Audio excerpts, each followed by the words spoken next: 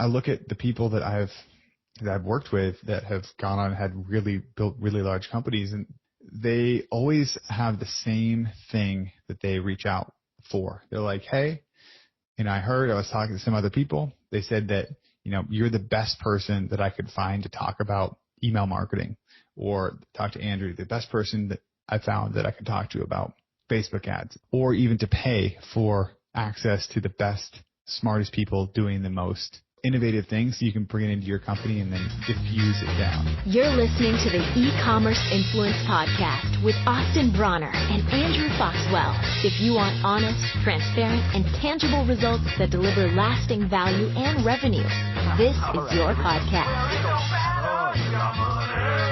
It's safe to say that most of us have been doing a lot more shopping online lately. And if you're an e-commerce brand, that means you might be seeing more first-time customers.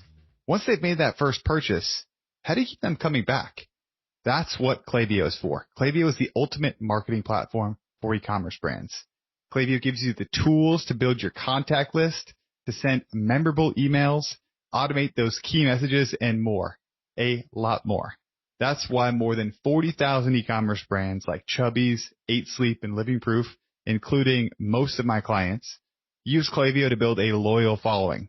Strong customer relationships mean more repeat sales, enthusiastic word of mouth, and less depending on expensive third-party ads.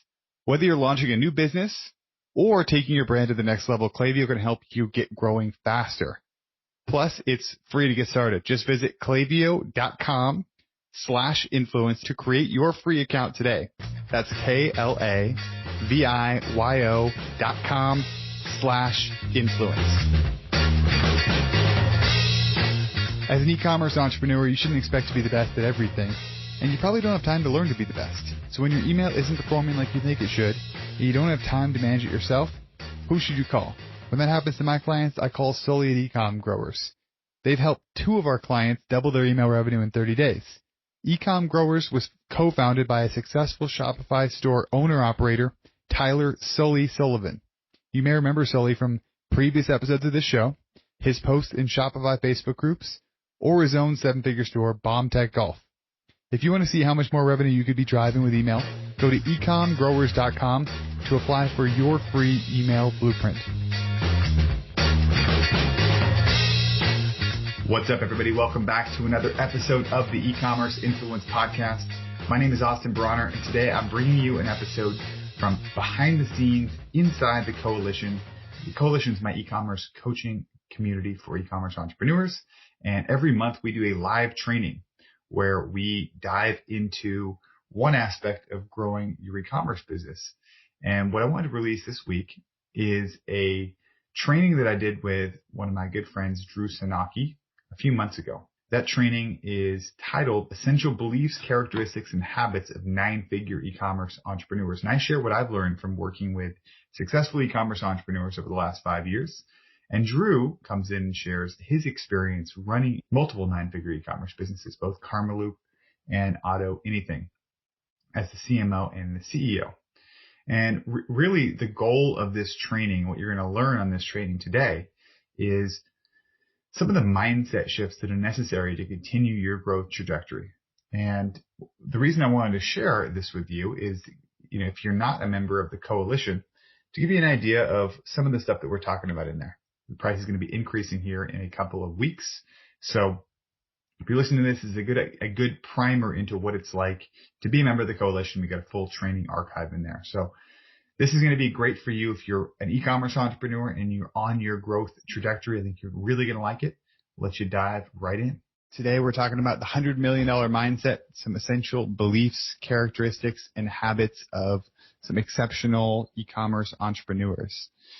Today, we're going to be talking, if you own or work with an established e-commerce business and you want to grow to 8 figures plus, this is a conversation for you. And today it's going to be a lot about mindset and about just kind of commonalities, things that I've seen from working with people who have really built pretty large businesses and ended up actually, reaching that level of success of selling their business, which is, again, not everything, but it's something that a lot of people shoot for.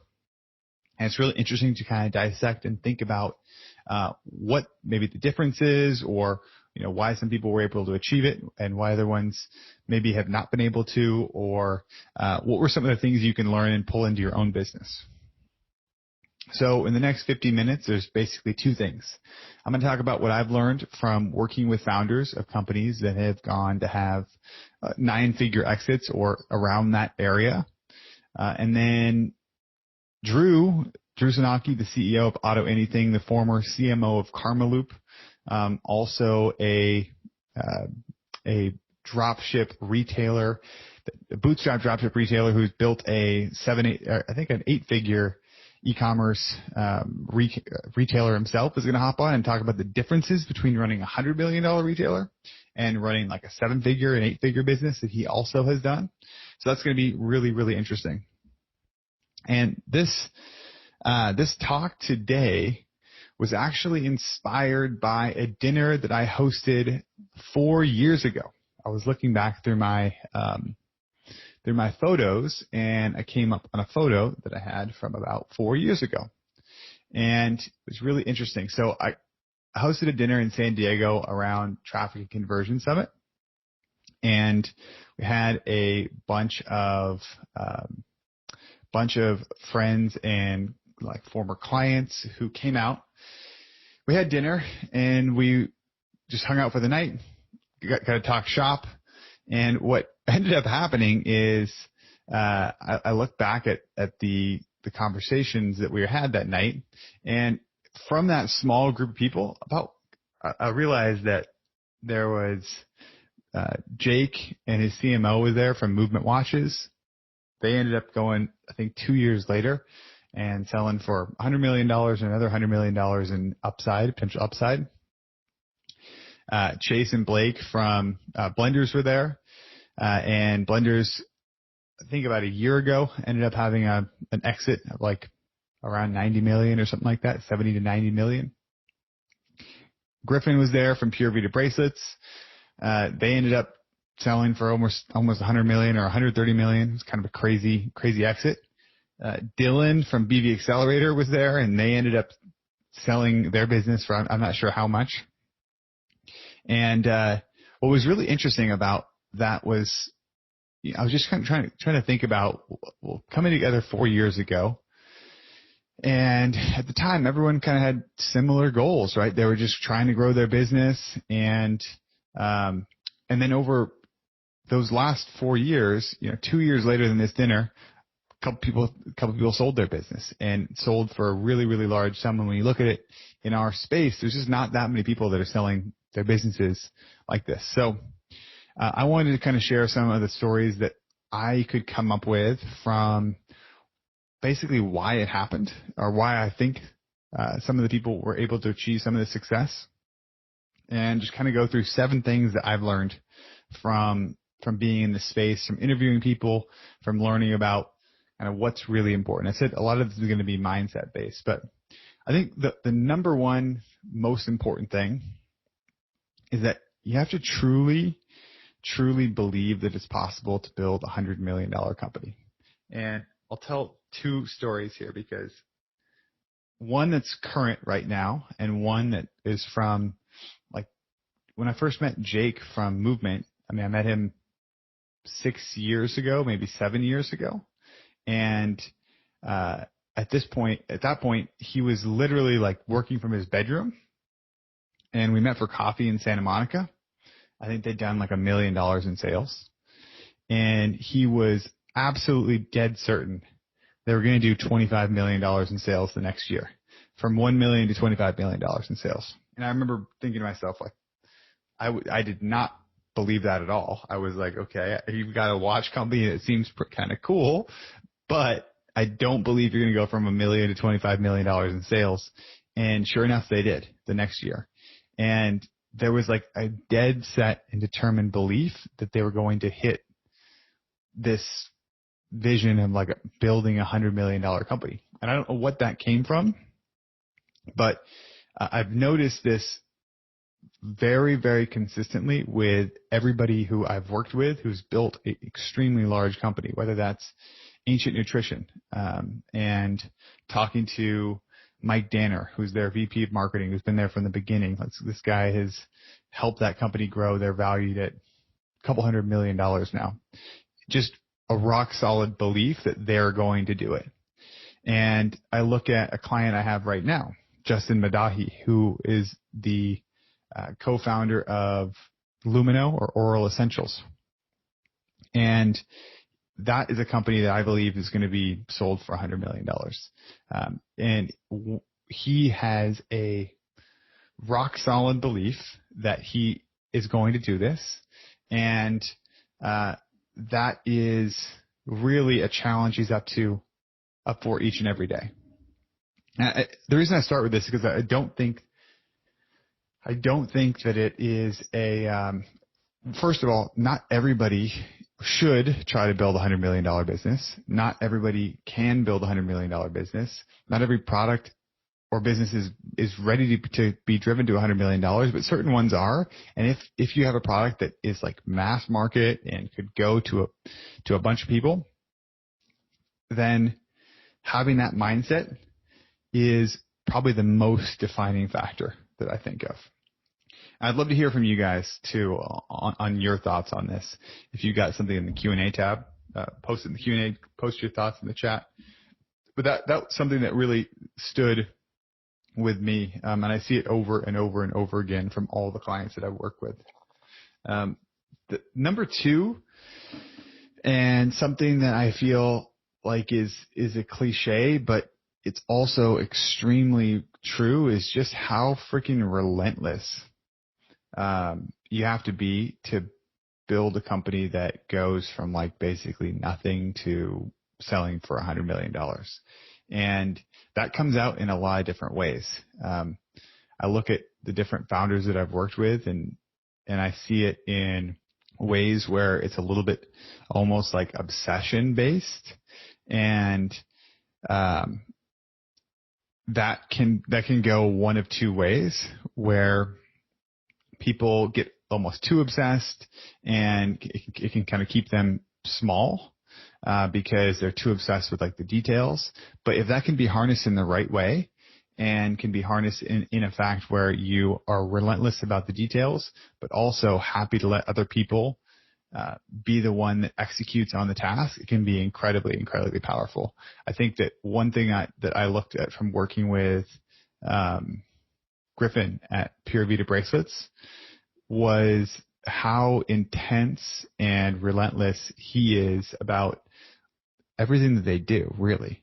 And I think that can be really challenging for people that are not in their culture, right? Like, it can be really challenging to work with them as a consultant, because their culture was like so intense and so 24/7 around the clock, that it can be really, really, really challenging if that's not the culture that you have. Everybody has their own culture, right? Every business has its own culture, and that was their culture, and it was a culture of complete relentlessness, like 6 a.m. to 12 p.m. You could expect to get like an email or a text message about something.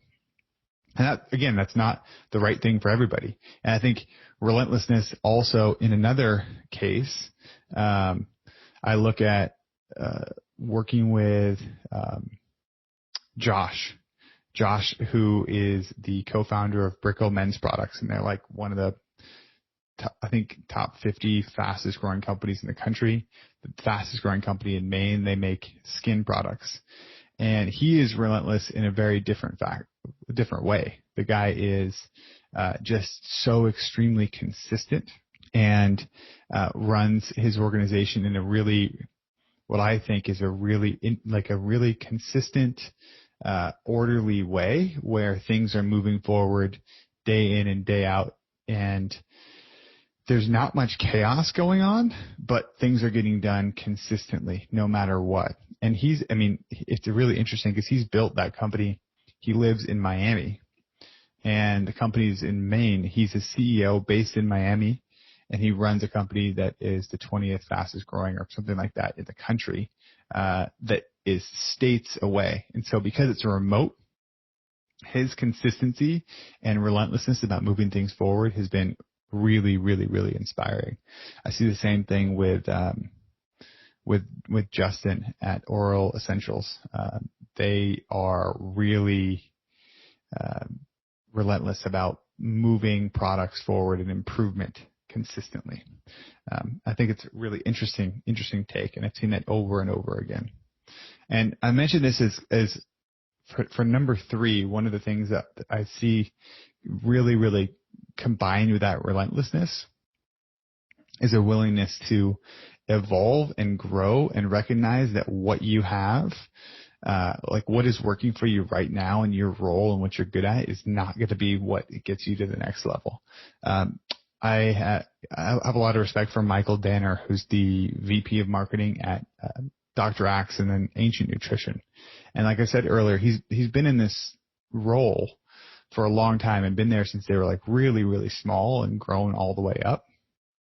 What's been so interesting is how he's had to reinvent himself consistently again and again and again on every period of growth, where they went from being, I think it was remote to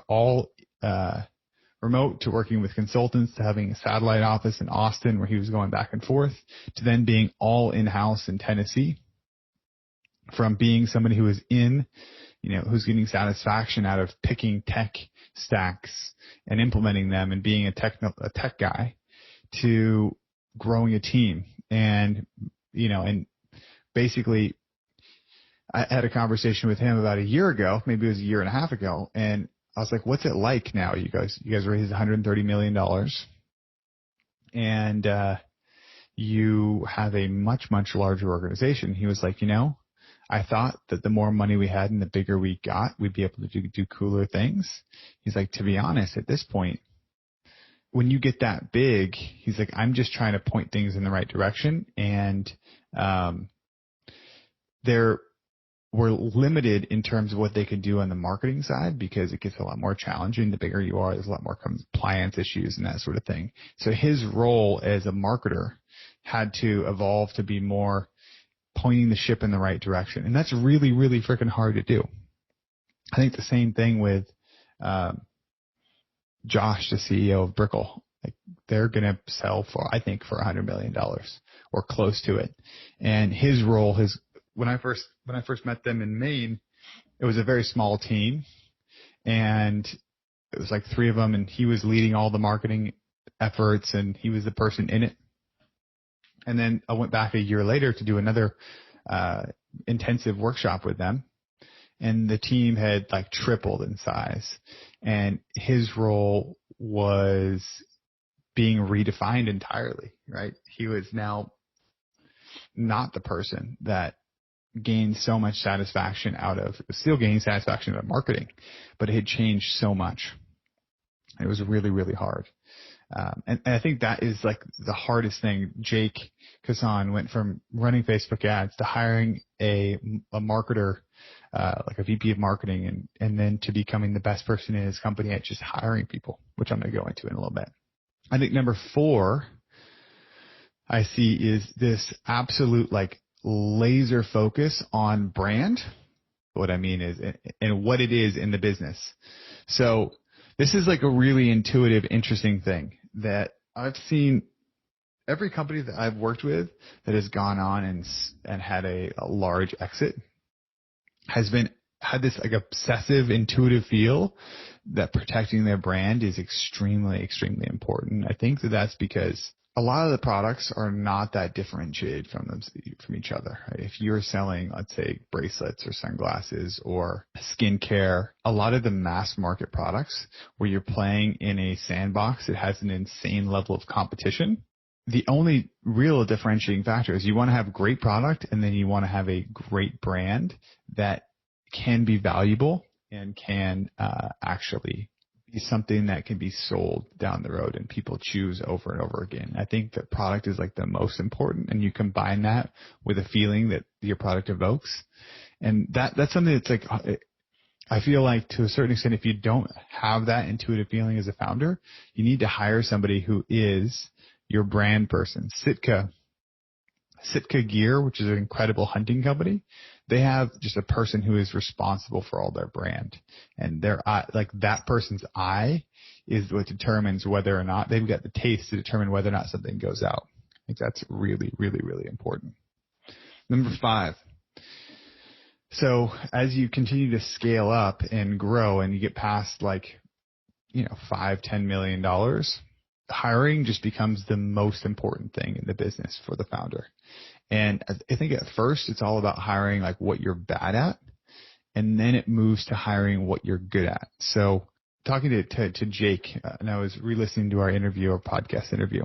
We were talking about kind of how they thought about the process of hiring and how it's changed. And it went from basically do it yourself to hire the best people to help you do something so you don't screw it up as you're larger, because you're going to have a lot more money. Like early on, it's all like you got to figure out how to do things yourself. You got to figure out how to make it a core competency, whether that's Facebook ads, whether that's email marketing, whether that's like the early channels.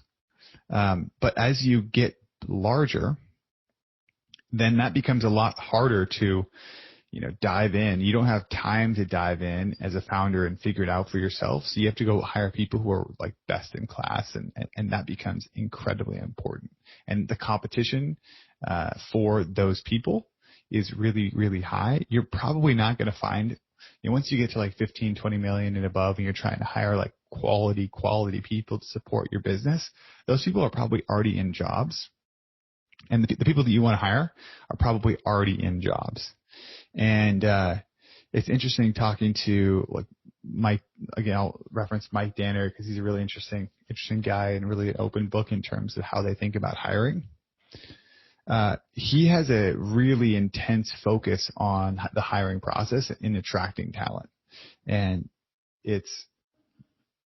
most of their people came from referrals, and it's going and asking people that you think are really qualified for the job that you offer, that you're putting out there, if they know anyone looking for a job like this. And his viewpoint on it, which I agree, is that if the people that you're looking for are already employed, you need to attract them with one of two things, either a bigger vision or a bigger challenge. Those are the two things that are really driving people, right? A bigger vision of what they can become, or a bigger challenge than they're currently facing.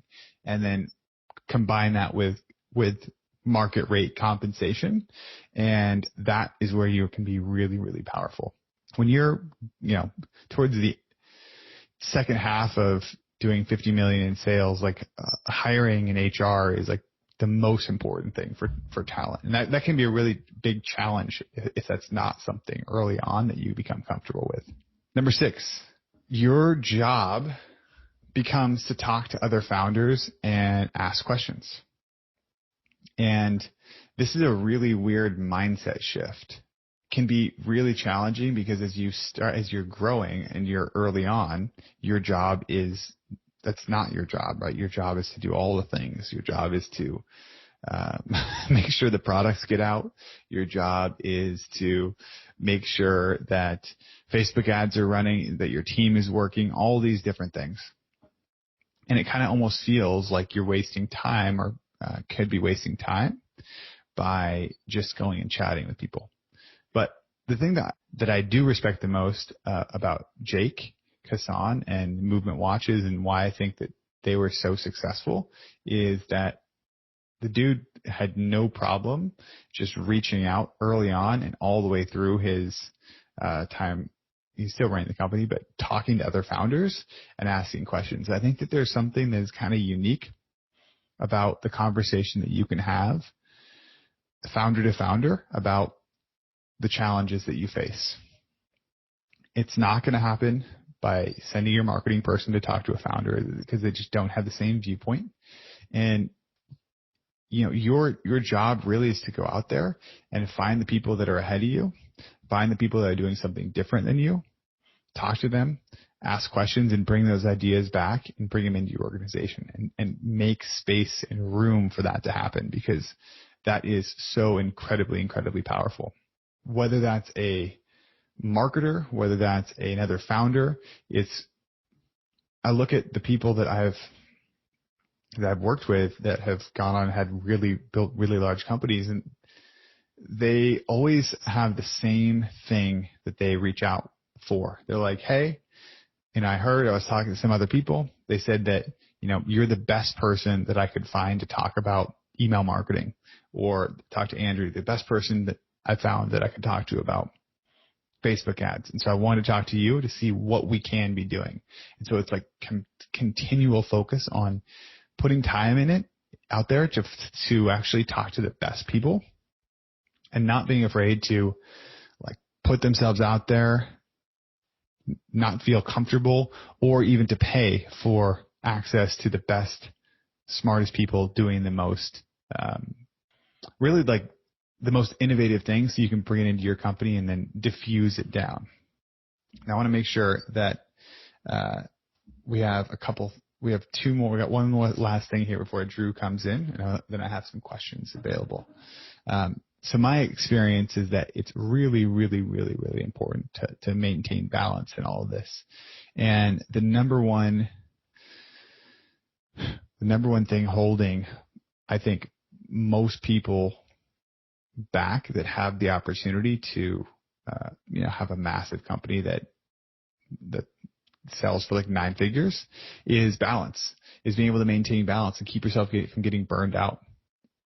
I have a friend in Austin who has built a company doing like $70 million in revenue.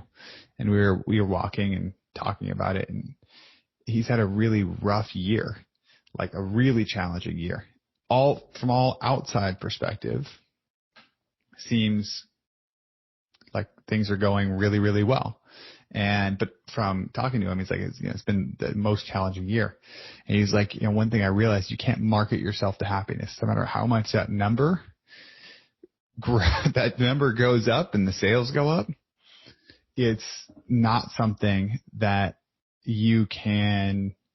that's not going to change your internal state. And I think that's not talked about enough, right? Same thing with Jake, when he came on our podcast, talked about. He was like, the lowest lows are when he stopped working out and stopped taking care of himself, right? Because it's never ending and all consuming, and all those things that you hear about, like relentlessness and certainty, right? That you can only go so long working yourself, grinding yourself down to a pulp before you get burned out. And burning out is the number one way to not achieve what you want, because it's all about staying in the game long enough to be able to achieve that. It's not about getting it right year 1 or year 2. It's getting it right in the long term. And I would love to hear your guys' thoughts on that as well, and how you guys are taking care of yourselves. I think it was a really good question, which is, can you be relentless and still enjoy time freedom? My view on it is that speed is the big defining factor, right? If you're like need something to happen super fast, then I look at like Patagonia, right? Patagonia is a great example of a company that I love to build. Patagonia is probably one of the coolest companies that you can think of. Patagonia they have a vision to grow to stand for 100 years. And their founder takes off like 2 months and goes fly fishing. But one of the reasons that they can do that now is because they built over a long period of time, right? And like, I think that if you're growing like 200, 300, 400% a year, which a lot of these companies did in that short period of time to exit, they're not able to do that. So I don't know. I think that it really depends on getting truly like creating a vision of success for yourself. Like success for me is enjoying my day to day. Success for me is working on stuff that's really, really fun and cool. And $100 million is an outcome of doing those fun things, not necessarily the only thing that success comes from. I'm going to check here and give Drew a call and see what's going on. Drew, how you doing, man? Good. How's it going with you? I'm doing great. You're looking suntan over there. Are you getting out to the side? We go to the beach as much as we can, because that's all we got to do these days. Good. They're back open in San Diego? Yeah. Surfing, whatever. As long as you're not supposed to like sit down on the sand, but you can go to the beach otherwise. And it's great with the kids. Nice. Well, thank you for hopping in here and, Sure. and chatting. Basically what we're doing is we're just talking about kind of what mindset shifts, need to be made to try to get, we can still see you all right. All right, man. A nice glow. Looks like you got an illegal haircut there. It's my COVID haircut. So what we're talking about is kind of the differences between running a like 7-figure business and kind of the mindset shift of running a business like you've run, but you're currently running, which is $100 million. So around that revenue, why don't for the first like minute or two, why don't you give us kind of a understanding of what you're currently doing, what your role is, and a little bit about the previous companies that you've run and just kind of a difference in size and what those have looked like. Sure. So right now I'm the CEO of AutoAnything.com. It's about $130 million retailer, dropship retailer of aftermarket automotive gear. And I just bought a company called Morris 4x4, which is another between $30 and $40 million revenue company. With the private equity, backed by a private equity fund, we bought AutoAnything from AutoZone about 2 years ago. Previous to this, I ran marketing at Karmaloop, which is about $100 million in revenue. And then before that, my own retailer was Design Public, which was, 7 digits, 7-figure in revenue. So like 4 or 5 million in revenue. So that was definitely a big jump up from that to Karmaloop, and then from Karmaloop to AutoAnything. Size. Oh, for sure, it's much larger. And then you've been kind of playing in that space for the last 5 years, something like that.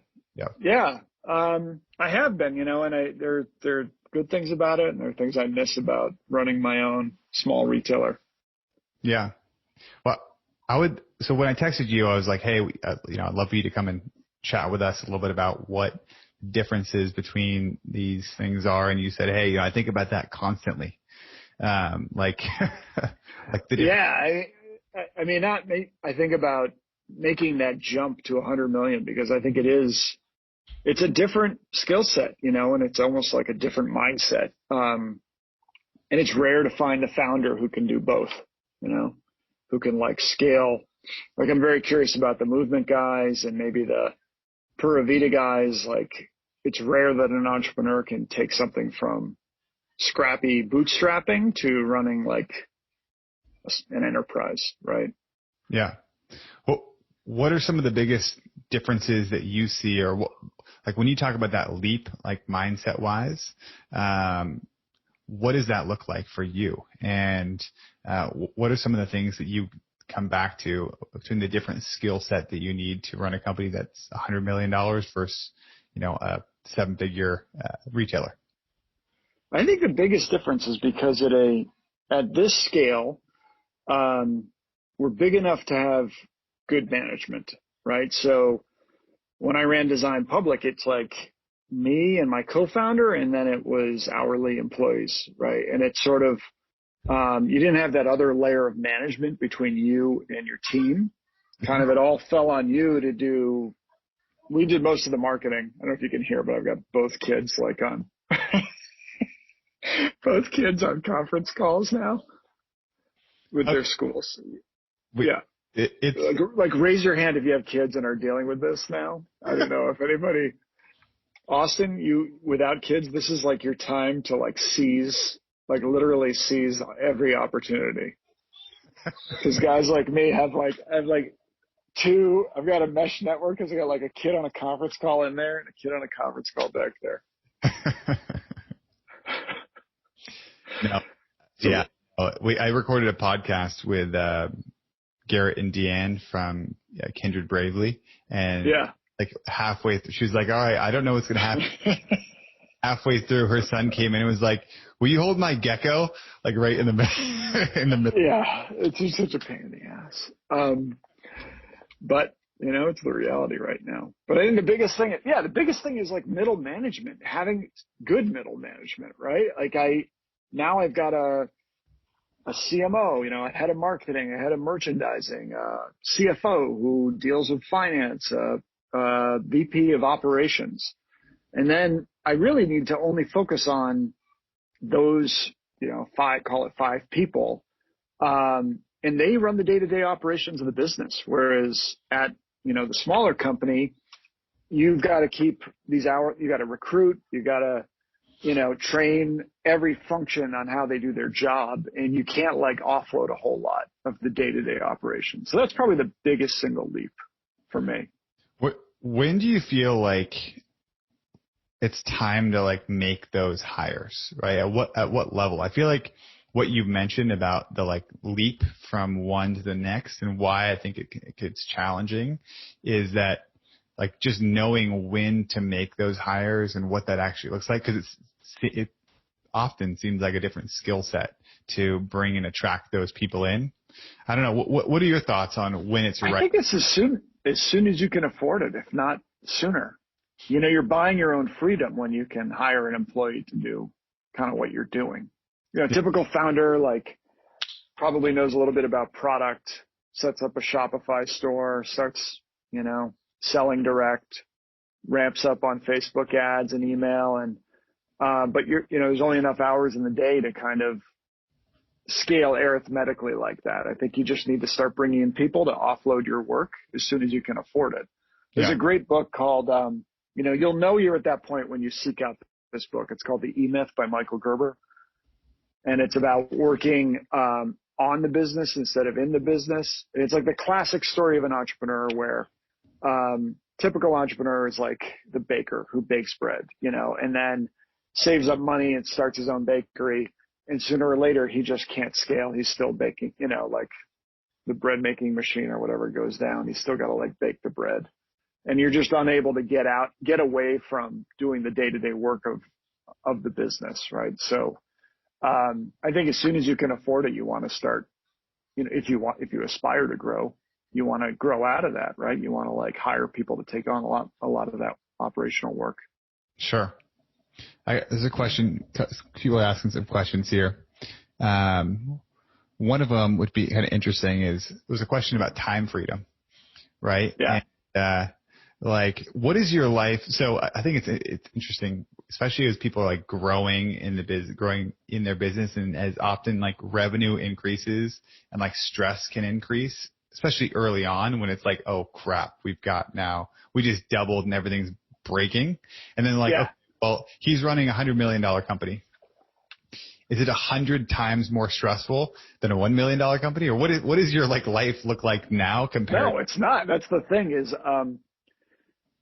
we bought this business, and one thing the private equity people that I know, so private equity are the investors who buy and sell private businesses. One thing they've always said is like, it's just as much work to run a $1 million revenue business as it is to run a $100 million revenue business.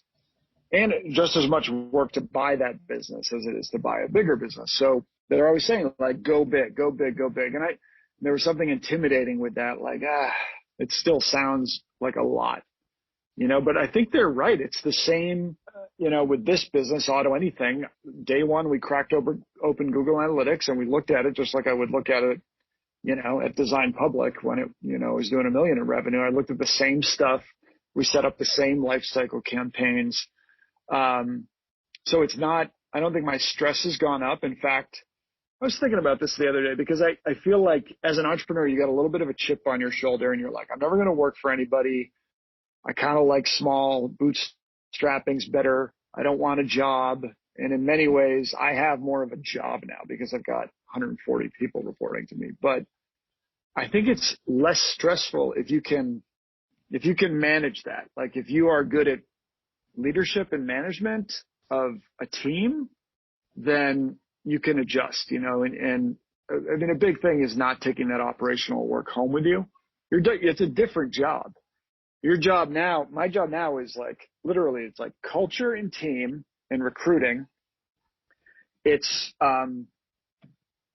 external sort of external relationships like joint ventures, strategic relationships, partnerships, board management, and it's, vision for the company. It's not, Klaviyo's not syncing to Shopify and I got to figure out why. Like it's no longer that stuff.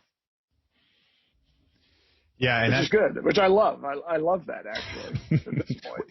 You love the grind, the syncing the email with Klaviyo? Right. No, I love not having to deal, and to have to stay up with like the latest and greatest on Facebook ads, which I know probably drives people into the coalition, right? Or it's one of the things, but like to have to follow that and stay up with everything. Like now it's my job is like, I just need a good marketing person or a good marketing team. Sure. It's really interesting. There's a couple questions that are popping up here. One of them was just, what was the name of the book Drew mentioned? That was E-Myth by Michael. E-Myth by Michael Gerber. Yeah, really good book on, it's going to tell you to do a couple things. Like just, build out the operating manual for your business. Like you want to start just writing how everybody does their job across the whole business, because that allows you to like train people, hire people to take that. You write the playbook for what you do every day, and then you take that and you hire somebody, to do that, to execute that playbook. Great book. One of the just foundational entrepreneurial. Loves the little parables and that sort of thing. Everybody needs it when you hit, high six figures in revenue and you start to be like, God, I'm working 7 days a week. Yeah, exactly. You seek out that book. So let's see if there's a couple questions here. Well, I'm going to go with another question I've got for you, which is, I guess more in depth around the hiring process and the culture and what that looks like. And, I think it's really interesting because, you talked about kind of the Michael Gerber type E-Myth early on, hiring people when you can to get yourself out. And then there's the middle management level, which I think is often quite challenging. Like, when do you bring in like a VP of marketing, right? Or like the senior level roles, and how do you think about hiring for those roles? Because I think sometimes people get comfortable hiring people and then training them and bringing them in and having them fulfill roles in the company, kind of the E-Myth style, where like you write things out. And then there's like this next jump. And I've had many conversations with founders where they're like, well, then I had to, I got to a certain point where I had to go out there and find somebody who could take over the role that I was really good at, which is like often maybe like VP of marketing or CMO type role. Two questions. One, like, when do you think it's important to think about that? And then how do you find those people, and bring them in? Yeah, it's really tough. I mean, I don't know. It's like I've run the smaller business and then I've run the bigger business, but I haven't taken the small business from small to big, so I guess you're getting at like, that's where a lot of the growing pains happen. It's not when you slot into something that's already big, right? So, I think it's just my mindset. And this probably goes back to my time in the Navy, which prepared me more for this than running my smaller company. Yeah. But it was much more about team, people, hiring. And I would always opt for earlier the better, to get somebody on board. I know if you're talking about bringing on like one of the first, I think you think about what are the core things that this business has to be really good at. And oftentimes that helps you decide what to keep in-house versus maybe you can offload, like something that might be just pretty rudimentary, like running AdWords campaigns. Maybe you can find a contractor to do that. But if merchandising is core to your business, maybe that has to be the hire. Sure. Because you can't like offload merchandising, and yet there's only so much you can do. And if you hired somebody to merchandise and come up with new product each year, then that frees you up to go sign another marketing deal or something. So it's probably the way I think about it. And, how to find, networking is, I think that's one of the primary jobs of the CEO is to be networking constantly. You go to I probably have 2 or 3 calls a day with just people in my network to check in. And I feel like those sort of plant the seeds of like, okay, if I need to ever hire somebody, I go to that network, and it's usually pretty quick. I can find someone. Yeah. I probably, you're on this list, but I have probably 30 people, 40 people who are e-commerce connected people that whenever I need somebody, I hit that list. It's just basic good networking. I think if I were starting from scratch, it'd be hard. Yeah. It's, Pep Laugh in Austin from Conversion Excel. He launched something on Product Hunt like a week ago, and it was the top product on Product Hunt. And he posted a tweet later that day. He was like, I've gotten like 50 people asking me what hacks I used to get my product at like the number 1 on Product Hunt. He was like, no hacks, just 10 years of hard building a network and then reaching out to all of them in one day. Yeah. Like that. And I think that is there's like a balance between knowing that it comes from working and putting in the work, and then also, just getting started and like putting yourself out there. Cause when you don't have a network, it's like sometimes you just got to randomly email people cold and try to set up calls, and it really depends on the person too. I think I'm my marketing guy is a longtime friend and colleague of mine. I think I asked you to be the CMO at some point. You're like, no, I don't want to do that. But that's probably like for CMO, I think anybody in this group, I think my finance person, that was really unique for this business. So I had a search agency do that and go and find me a CFO. Head of sales, I poached from backcountry, so very different. Couple good questions here. One of them is, what do you notice in common with founders that have had a lot of success and also maintain a lifestyle that they're happy with or feel fulfilled by? How to maintain the work-life balance, I guess, is the question. Yeah, I think the question is basically like, what do you, maybe it's work-life balance, or what have you seen about, you've been in this entrepreneurship game for a long time, and obviously people come and go and get burned out, and some stick around. Like, what do you see in common with the people that have like a lifestyle that they're really happy with, and also at the same time are building big or just successful companies? Yeah. It's so different, I mean, my quote unquote small company, Design Public, that I founded, was like the quintessential 7 days a week, no work-life balance, but it also didn't matter. I was like in my 20s. I wasn't married, it's very different. And now I'm married. I've got kids and a family. And so to me, I'm in my late 40s. Like, I figured out pretty quickly that entrepreneurship for me now is going to be about buying companies, and, having multiple equity exit events versus bootstrapping, because it allows me to preserve that work-life balance. So I think you just got to have a good sense of your commitments in life, and decide on your entrepreneurial path given those, right? Yeah. I think that so much of it is understanding what you need personally, right? Because everybody has different needs about what makes them feel good, what makes them feel fulfilled, and what they need on a weekly, like, when you think about your whole life, it's like, it's just the stacking of your days, right? So what you do each day is what you do. You can scale it out for your entire life. And so if you've got very unsustainable days, then that's going to lead to an unsustainable life.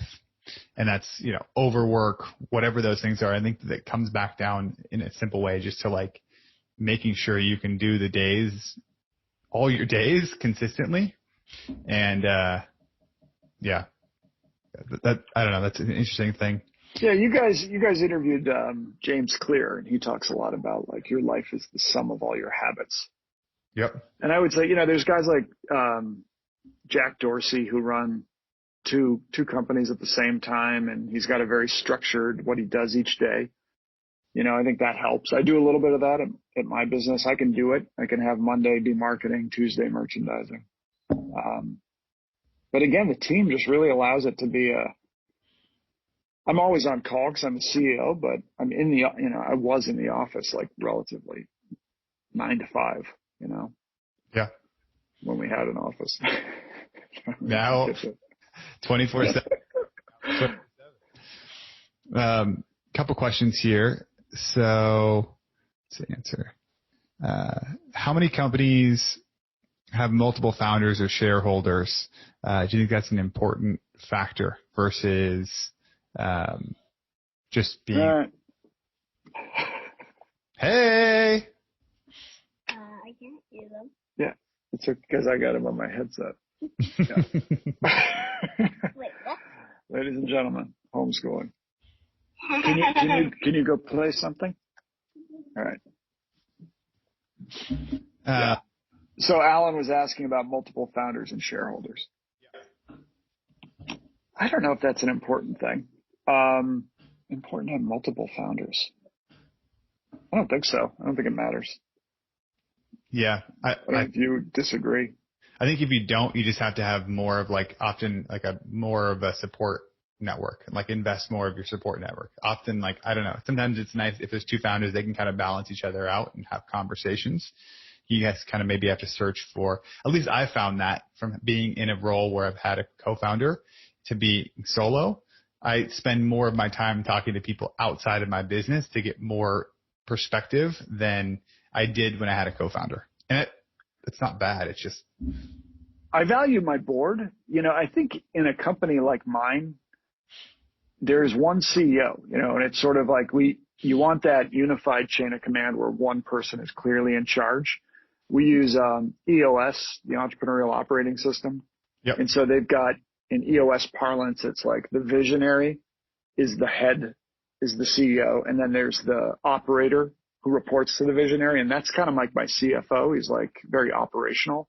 Yep. But I think you need one person in charge. Maybe that just comes from my military background, but that just is really, it's how we run our business. And, so the founder is long gone of this business. It's just a big business, right? I use my board too. I think that's really important to have a good board when you're bigger, because the board can take on a lot of things, fundraising, exits. You can just offload, not offload, but really use your board, strategic thinking.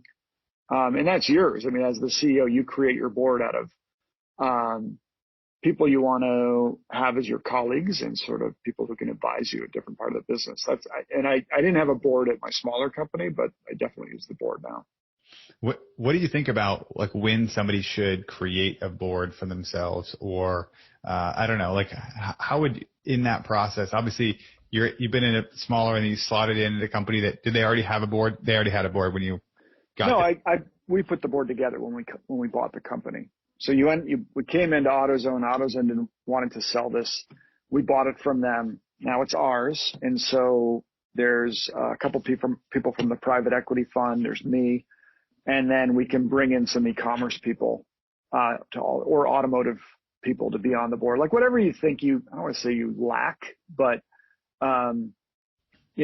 we might need an industry insider. If you want to sell the business, get that person on your board who can help you navigate, who are the potential buyers. If you're weak, if you want to do a roll up in your industry and buy a bunch of your competitors out, then maybe have a deal kind of person on your board who's really good at deals. Sure. Makes sense. Couple questions here. I like Ming's question. How do you think about harvesting and selling versus running a company for 100 years? Yeah. I think it really gets back to, I think you create wealth through multiple exits. I think there are cases like the Pura Vida guys or the Movement guys who probably went from 0 to 100 million and sold. But I think they are sort of the exception. I don't know if that proves the rule, but I certainly think you can't bank on that as much as you can bank on what I am doing. And what I mean by that, it's not ego. It's more like if I were the movement guys or the Pura Vida guys, like you got to come up with the hit product in the right category at the right time, when the competitive landscape is a certain way, and then boom, you're the rocket ship, versus what I'm doing, which is kind of like, call it like what Buffett does is just like multiple at bats. Okay, I'm not spending 100 years. I'm not going to spend 100 years at AutoAnything. Like we're going to buy this thing. We're going to give it 3 years. We're going to exit it. And then we're going to do it again and do it again and again. I think this might be my last time operating. So the next couple times I would do it, putting the deals together myself and being on the board, but not operating. But I think that's how you build the most wealth is you don't get hung up in the operations and you just have more at bats because if you're lucky enough to be Pura Vida and end up with a hot product, great. But, most of us aren't, Sure. And also I think what you said about like having a hot product at the right time, I feel like it also has to be combined with like some sort of an edge. And what I mean by that is like in real estate, I have a friend in real estate who always talks about like whatever edge you've got specifically in real estate that'll help you win, whether that's the fact you're willing to just suck it up and live in a crappy house while you renovate it. That's an edge. I look at it also like you have to have the right product at the right time and have some sort of an edge that you understand something that other people don't earlier than everyone else. And that could be like you understand social media because you're younger. That was a big thing for a while. Like, right, you understood that this was going to be big. And maybe it's like TikTok, right? You just happen to understand TikTok early and get it before all these other companies do. And you have a hit product. Well, that gives you your edge that allows you to make something happen really, really quickly. Yeah, there's so many fortunes that, like you're talking about arbitrage in the new channel, really, before it becomes efficient. Like the people who were early on in AdWords, I had a buddy at ran WikiHow or one of those sites who just like killed it because he saw AdWords coming and AdSense coming. He was able to capitalize on that. Or people who did the same thing, I'm sure, with Facebook ads in the early days, who just figured out how to do it when it was pennies per click. Yep. Like arbitraging a new channel is huge. But now I would say you look at, what's my skill set? Like I'm really good at email, like you. Like that's so old school. I'm not going to arbitrage a new channel, but I think there are plenty of companies out there that are terrible at email that where I could bring my personal value to bear, right? If you're really good at SEO, you could go buy a company that sucks at SEO, and there's something to be said for that. Sure. Yeah, it's really, really interesting. Couple questions here. One of them is, while you're reading that, we just, this company we bought, Morris 4x4, which is like a Jeep company, Jeep equipment. Like we literally bought this company and instituted life cycle campaigns, and we're going to double it this year. We'll probably take it from 30 to 60 million on just life cycle. Isn't that crazy? It's just all because of scale. It's like, like abandoned cart campaign, second purchase campaign. We're not doing any black box stuff. I mean, we're bringing some other efficiencies in parts of the business, but I credit it mostly to what we're doing on the email. It's freaking awesome. It is awesome. Like, it's been a long time coming, because you and I have been talking about life cycle forever. Yeah. And it's like interesting to see, like this company was not growing, just kind of flatlined, and then boom. It's freaking crazy to see. A couple questions here. One of them from Adrian. How do you find people you can trust? And from that, I think the question, maybe I think it's a challenging question. I don't know. Well, at work, we try to do auditions rather than hires. Yeah. Anybody who we're thinking of bringing in, it's typically like a consulting agreement first. We give them a project. We're hiring someone. We hired somebody in sales recently, or we're just like more of like a data person, but we just like gave him a data dump of everything. We're like, what would you do? Spend a couple weeks on site. And once we got a sense of what this person was made of, we kind of gave him a full-time offer. So we do a lot more of those audition type things versus hiring. Yep. But that was I haven't felt like I haven't been burned by people I can't trust a lot in business. I usually trust people until I don't trust them. Yeah. Then the flip side. How much of your network currently consists of those in automotive aftermarket? I mean, now I've been at this for a year and a half. Now I've got a decent network in the category, but when I bought the company, it was zero. Yeah, man. Yeah, it's been 2 years now. Yeah, we bought it 2 years ago. I came on as CEO like June or July 2017. Yeah. No, it had to be 18, 19, 20. Yeah. And you've been reverse aging in San Diego out of New York. Yeah, I've been doing pure carnivore diet, just meat. Lost like 20 pounds. Really? That's my life hack. There you go, man. And I hope nobody's a vegetarian. But anyway, it like works wonders for your fat. Yeah. Two more questions here. Did you know the questions like start popping up now about that?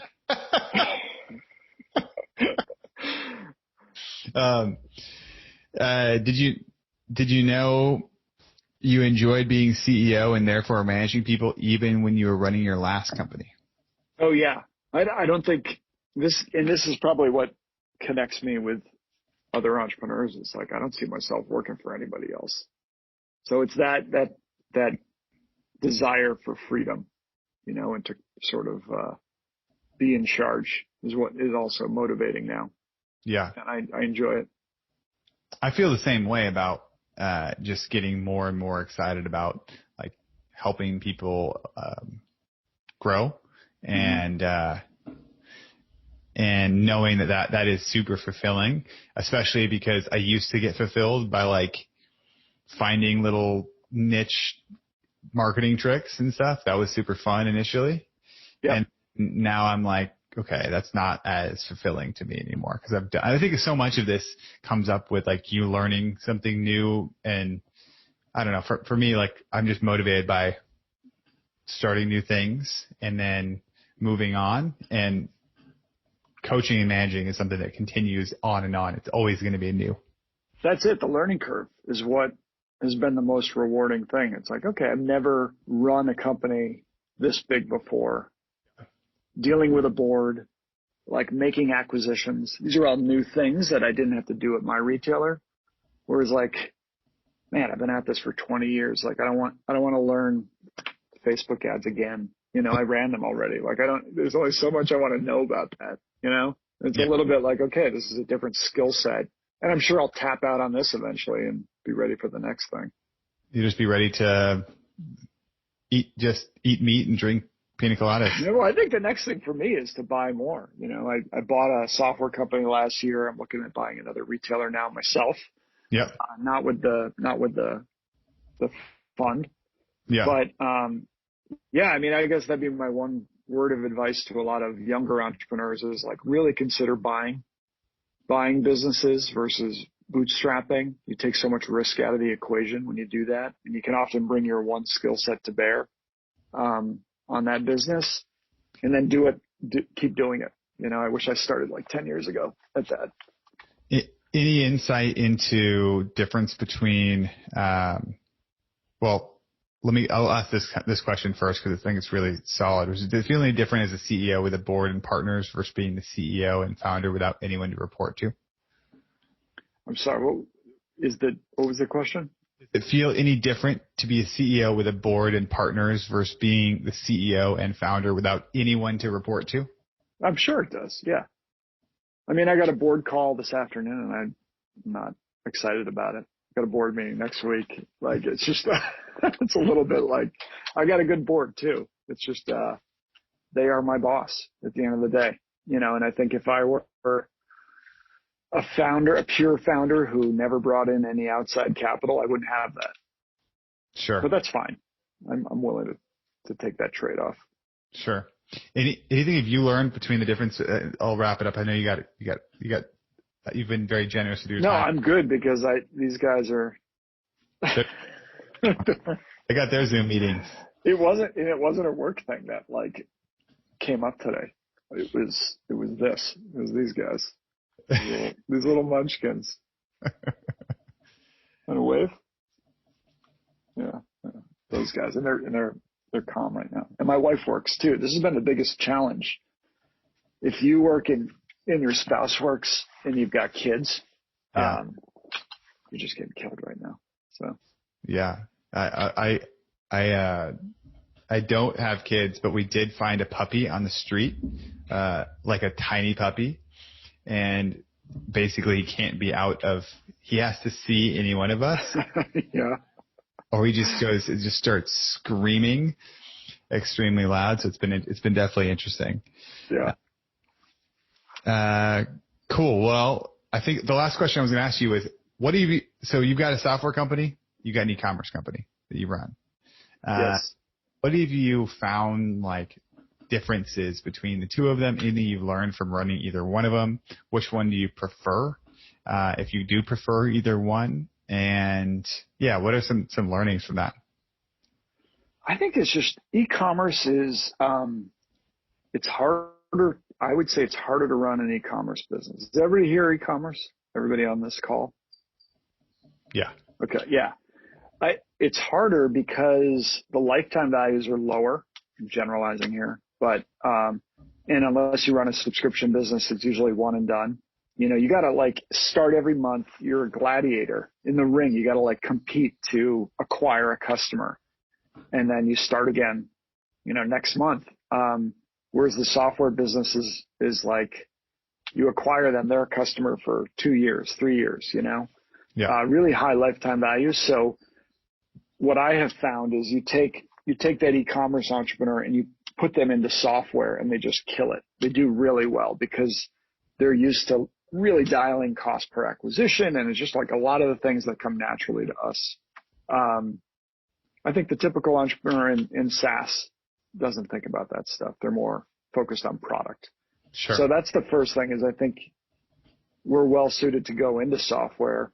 The other is just like the scale you have to get an e-commerce business to achieve a certain revenue multiple, a multiple on an exit is really, it's big. You just have to get like this business, AutoAnything. I've got to get this thing to like 200-300 million to have a decent exit.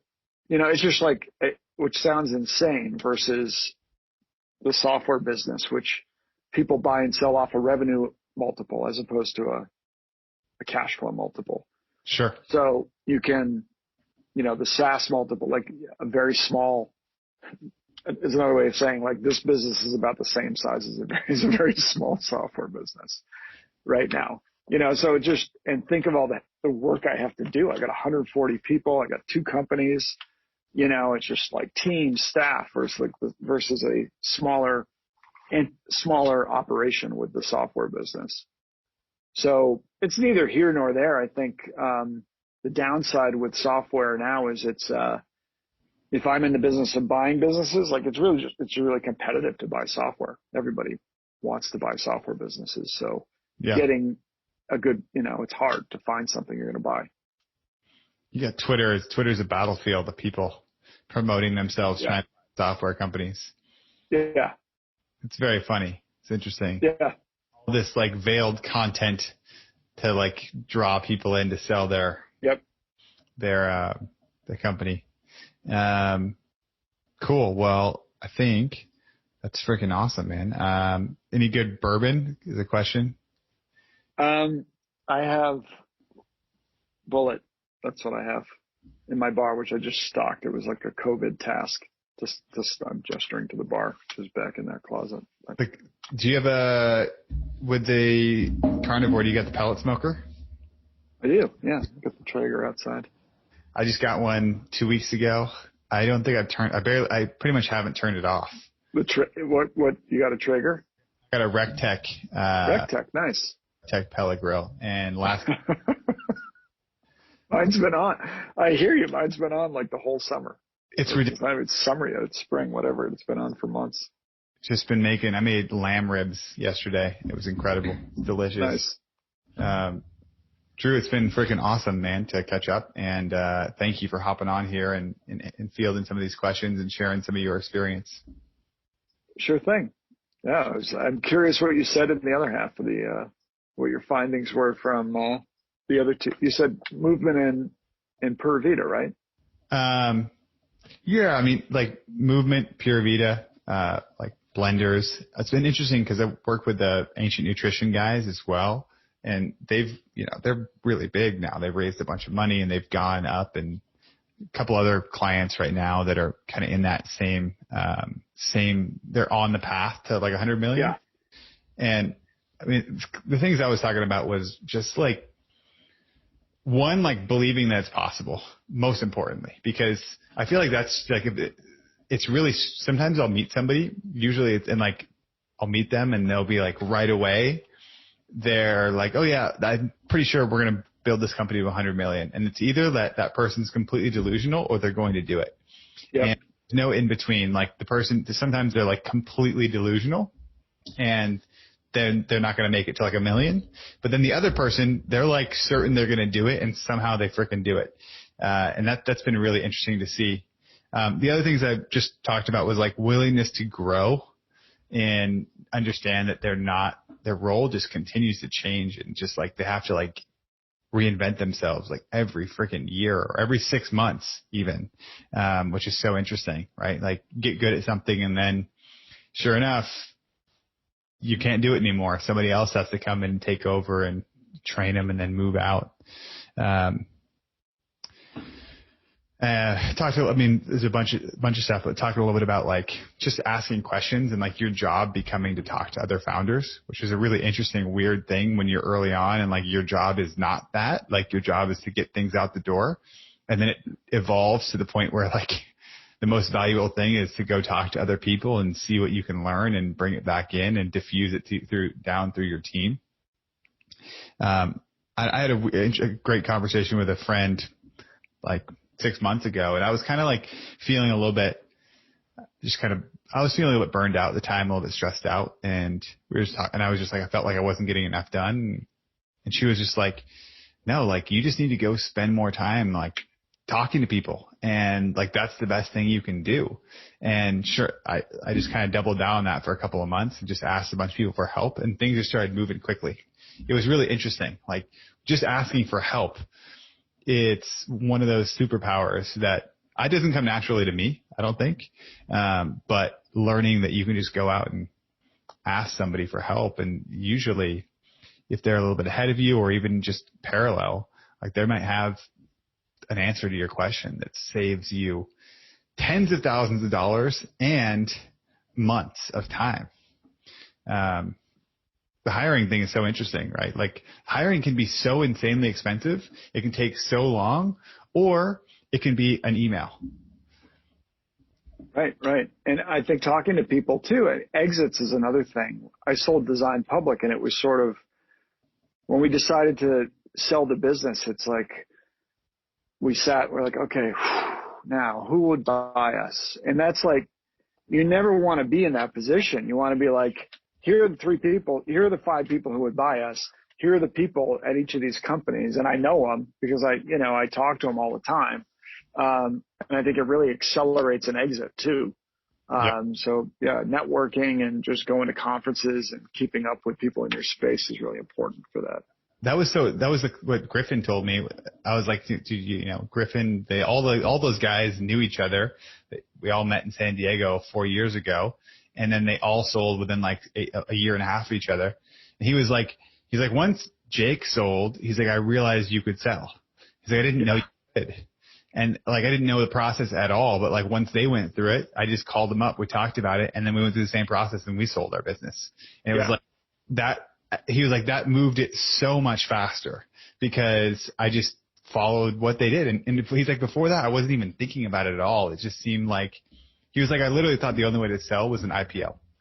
And then he just realized there's so many different ways. It's partly a confidence thing. it's a confidence thing. It's like either confidence or fake it till you make it. Just kind of, I had never bought a $100 million company from a public company before.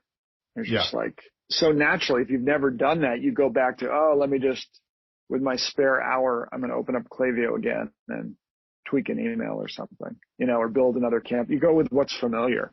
Sure. So I think it's like getting out of your comfort zone, having the confidence that it's nothing different, really. I mean, it's new, but you can figure it out. Cool. Last question. What are you most excited about right now? This is May 19th, 2020. What are you kind of setting your sights on that you're excited about? I think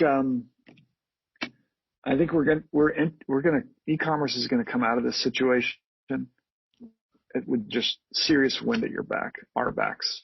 If it hasn't already, like I think going to be the golden age of e-commerce. And I'm excited that the skill set I've built is like really relevant for that. There are a lot of old brands you're going to see going bankrupt that's already started, JCPenney, J. Crew, that I'm kind of salivating. I'd love to buy one of those. Maybe not those two, but something. I think they're going to be brands you can buy and reinvent the digital side and, relaunch them as sort of digital brands, and I think do really well. Yeah, that's really cool. I agree with that. It's going to be really interesting. They're literally collapsing every day. Mm-hmm. I was listening to Jim Cramer, I think, who was talking about, he was like, he was going off because he's like, Nordstrom's is up.